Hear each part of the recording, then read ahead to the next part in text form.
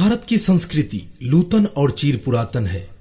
उठ उठ कर हम गिरे, उठे, फिर हमारा मंत्र और फिर धारा में मिल जाने के बाद शिखर तक फिर से पहुंचने का जज्बा हमारी पहचान है। भारत में 3 जगह का कल्पवास, बैसाख महीने में हरिद्वार, माघ महीने में प्रयाग और कार्तिक महीना में सिमरिया धाम अनादिकाल से विस्तृत है।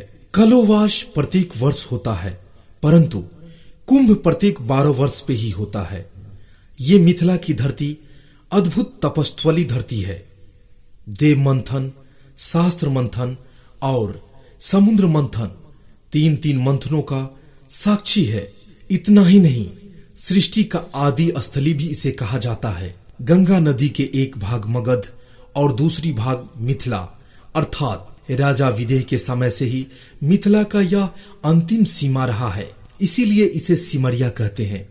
वैसे यहाँ अमृत का वितरण हुआ, इसीलिए शास्त्रों के हिसाब से इसे शामृता के नाम से भी जाना जाता है। यहाँ नेपाल, बंगाल, उड़ीसा, झारखंड एवं अन्य जगहों से भी लोग आते हैं। सिमरिया महाकुंभ एक भुला दी गई परंपरा का पुनर्जीवित होने का उत्सव है। भारतीय परंपरा की बहुत बड़ी देन है कि हमारी माताएं बहनों ने अपने पारंपरिक परिवेश को अपने आंचल तले सजाकर इस स्थली पर परंपरागत दृष्टिकोण से कल्पवास के रूप में सजा के रखा है। प्रतिवर्ष सिमरिया धाम में कल्पवास का आयोजन होता है।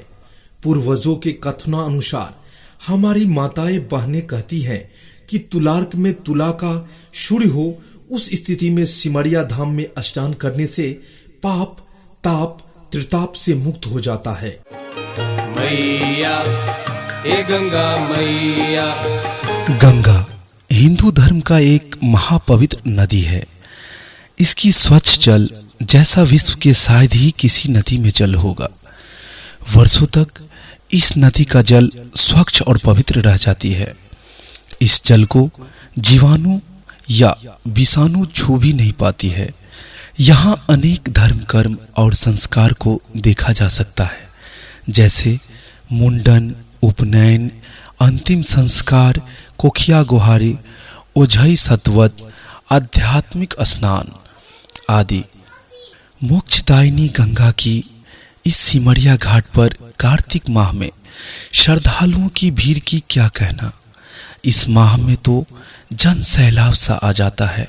गंगा जिसके दर्शन मात्र से ही मानव को मुक्ति प्राप्त हो जाती है। सदियों से प्रवाहित गंगा की पावन निर्मल शीतल धारा भारत भूमि पर दूर दूर तक अपने तट पर बसने वाले जनमानस को तृप्त करती आ रही है। गौमुख से गंगा सागर तक की लंबी यात्रा में अनेक नगर और गांव, अंचल बसे हुए हैं, जिसमें सिमरिया घाट भी एक प्रमुख दर्शनीय स्थल माना जाता है। सभी धर्मों के लोग गंगा को श्रद्धा और आदर की दृष्टि से देखते हैं तथा वे इसे मोक्षदायिनी भी मानते हैं। ऐसी मोक्षदायिनी, पापों को हरने वाली दयामयी गंगा माता को कोटि कोटि प्रणाम।